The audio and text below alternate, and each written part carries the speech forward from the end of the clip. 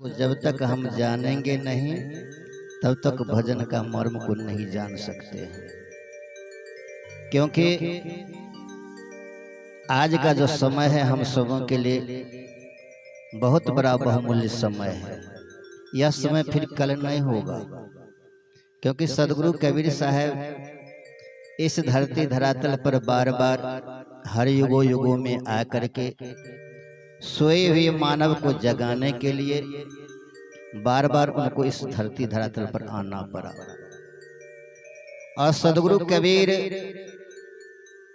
ये नहीं आए किस लिए आए, क्यों आए और क्या करने के लिए आए, ये नहीं केवल मात्र तो हम लोग सोचते हैं जो भर्म को तोड़ने के लिए, भर्म को मिटाने के लिए। लेकिन वास्तविकता है भर्म मिटने वाला नहीं है। जाति पाति का भेद जो है वह भी खत्म होने वाला नहीं है, वह लगा का लगा ही रह जाएगा। इसीलिए सदगुरु कबीर सोए हुए मानव को जगाने के लिए अपने शब्द वाणियों के द्वारा इशारा करते हैं। कहते हैं जो आए नित सत्संग को बाधा सकल मिटाए, यह अवसर फिर नाहीं मिले तो दुर्लभ नरतन पाए। कहने का भाव है सदगुरु कबीर कहते हैं जो आइए, कहाँ आइए? जहाँ पर सत्य जोर संगने की सत्य परमात्मा ईश्वर गुरु का नाम का गुणवाद होता हो, वहाँ आने की जो है मानव को इशारा करते आओ। और सत्य परमात्मा ईश्वर का नाम का जो है उच्चारण होता है, उस शब्द वाणी को अपने अंतःकरण में समाहित कर श्रवण पान करें। फिर यह समय, यह अवसर, यह मौका और न यह मानव का शरीर ही फिर दोबारा मिल सकता है, मिलेगा दोबारा शरीर। आज देखिए ये सतलोकवासी संत महेंद्र दास जी इस संसार रूपी सागर से चले गए, लेकिन क्या उनका शरीर साथ में गया?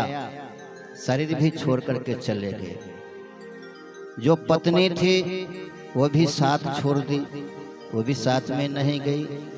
चाहे बेटा बेटी, सगा संबंधी, भाई बंधु, कुल परिवार जितना भी था, कोई साथ में जाने वाला नहीं हुआ, गया।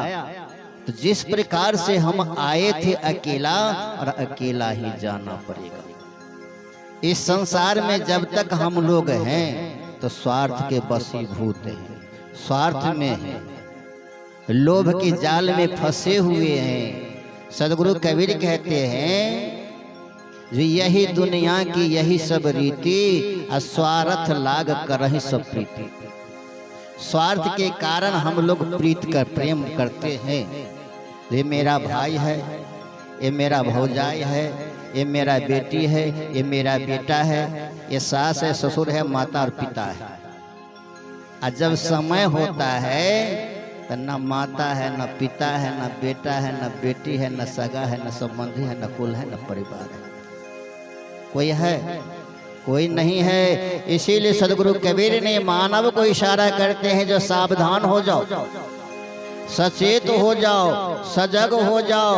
क्योंकि जब तक इस शरीर में तुम्हारा प्राण है तब तक तुम प्रकाशमय हो, और जब तक इस शरीर में श्वासा चलती है, चल रहा है, तब तक तुम जो है चल फिर सकते हो, देख सकते हो, सुन सकते हो, बोल सकते हो।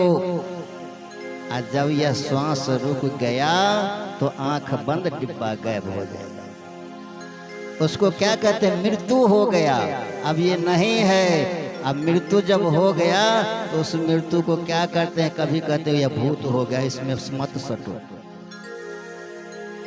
भूत भूत करके उससे दूर होना जो है प्रारंभ करते हैं, भागते हैं। जो कहीं हो सकता है कहीं पकड़ ना ले, कहीं घर में बैठा ना हो, नहीं। इसी प्रकार से हम लोग सोए हुए, और सदगुरु कबीर कहते सो नहीं, एक दिन आएगा ऐसा समय जब एक दिन सो जाओगे तो फिर उठोगे नहीं। अभी जो समय है जागृत होने का तो तुम सोया हुआ है।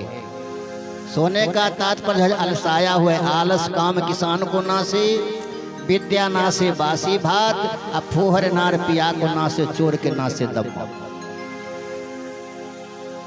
जो हमारे घर में या आपके घर में अगर जो है हमारी माता बहन सब जो है सही से उस परिवार को चलाना जानती है, चला सकती है, और उसी घर में अगर नारी अच्छा ना हो, इस घर को इधर से उधर करना प्रारंभ कर दे, कुछ इधर का कुछ उधर फेंकना प्रारंभ कर दे, उस घर का क्या दशा होगा।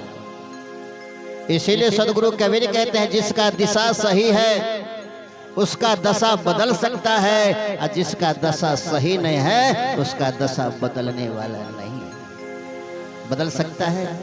तो आइए, समय तो अनकरीब है, विशेष बात को हम रखेंगे नहीं। कबीर साहब के विचारों में से एक दो पंक्ति मैं आप सबों के बीच में रखूंगा। साहिब साहिब साहिब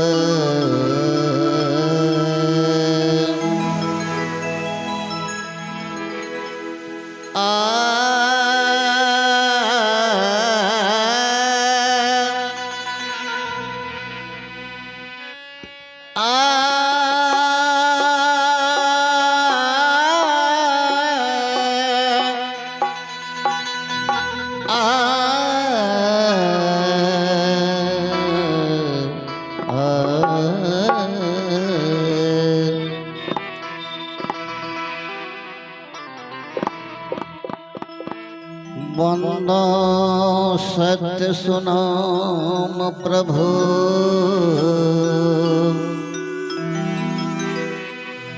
वंदो सत्य सुनाम प्रभु, सत्य भक्ति सुप्रकाश,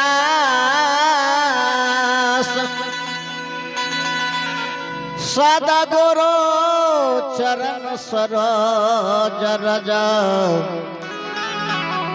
जन्म मरण करुणा।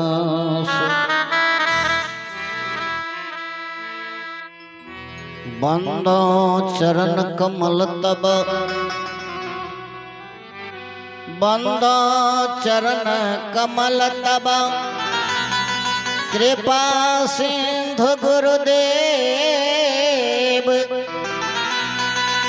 गति दाता त्राता कलेश, पार उतारहु खेव।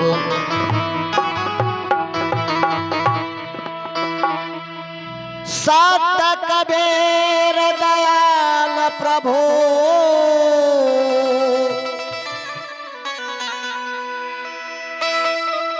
सत कबीर दयाल प्रभु, कृपा के न भरपूर, आया हो यही संसार महा, जीव चिताए अंकुर।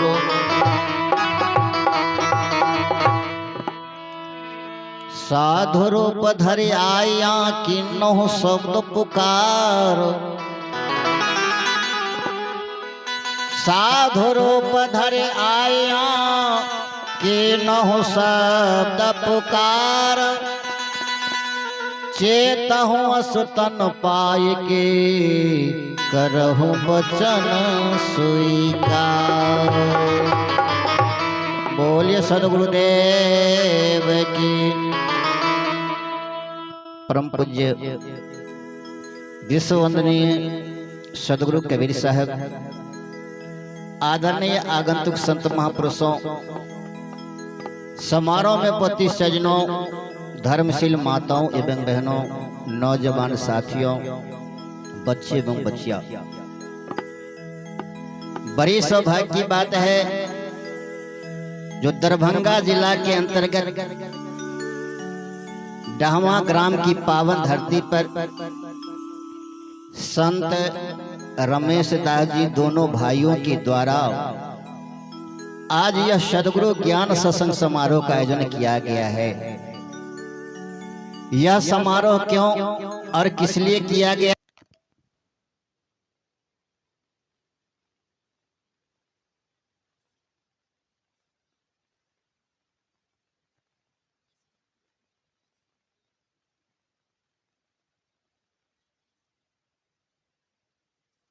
पूरा आया जो आज हम सबों के बीच में नहीं है,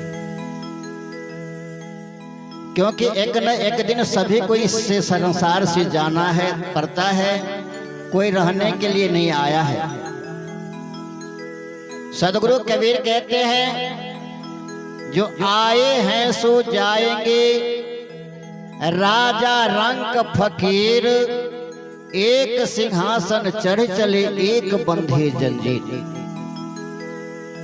जो कोई आया है, चाहे ऋषि हो, मुनि हो, महात्मा हो, जोगी हो, जपसी हो, तपसी हो, या सन्यासी हो, या मठाधीश हो, सब कोई शरीर छोड़ करके जाना पड़ता है। और जब तक इस शरीर में हैं तब तक हम लोग जंजीर की बेड़ी में जकड़े बंधे हुए हैं। तो बंधने का तात्पर्य है मोह ममता। ऐसा बेड़ी में बंधे हुए हैं जो कि मोह छूटता नहीं है, माया छूटता नहीं है। जिस समय में शरीर जब जो है छूटता है तो उस समय में अक्सर देखने को मिलता है क्या, जो आंखों से अश्रु बहने लगता है।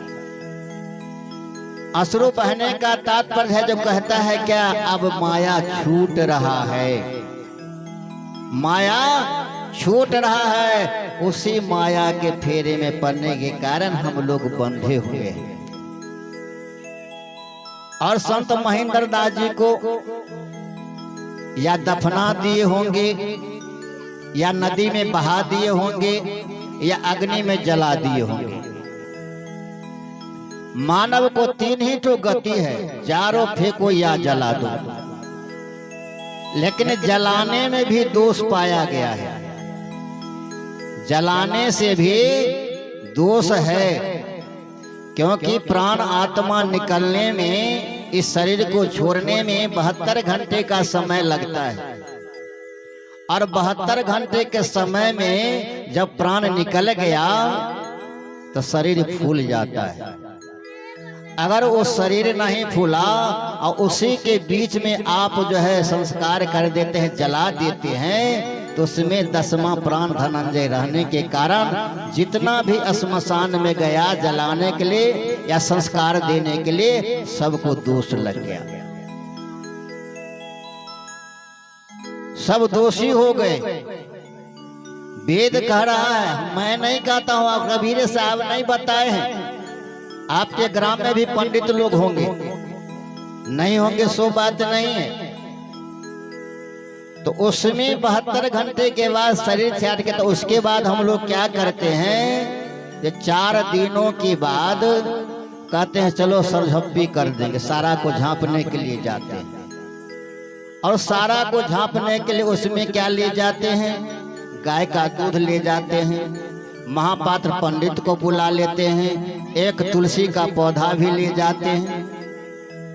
तो तुलसी का पौधा जो है कभी आपने पानी डाला नहीं,